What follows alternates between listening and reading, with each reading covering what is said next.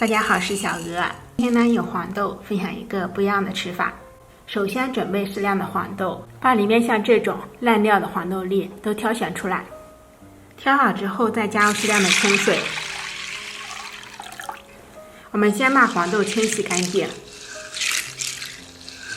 洗净之后再滤干水分，然后再多加一点清水，把黄豆浸泡6个小时以上，也可以提前1晚浸泡。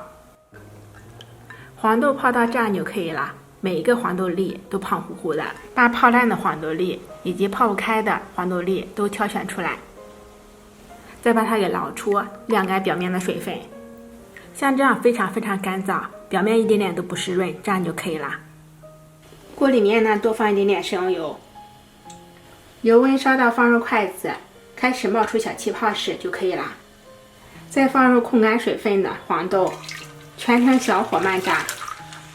我们炸的时候火一定不要大，不然的话容易炸糊了。炸的过程中，我们用勺子不停地搅拌一下，让它受热均匀。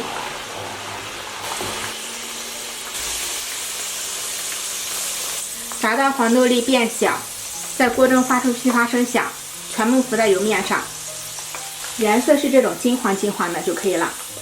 把它给捞出，控油。我们听下声音就是脆脆的。再趁热加上一些孜然粉、五香粉，少许盐。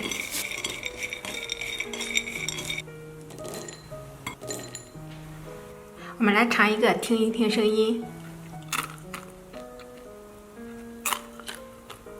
这样做出来的黄豆又香又脆又酥，真的非常的好吃。虽然说是油炸的，但是一点点都不吸油，吃起来非常的营养美味，推荐朋友们试一下哦。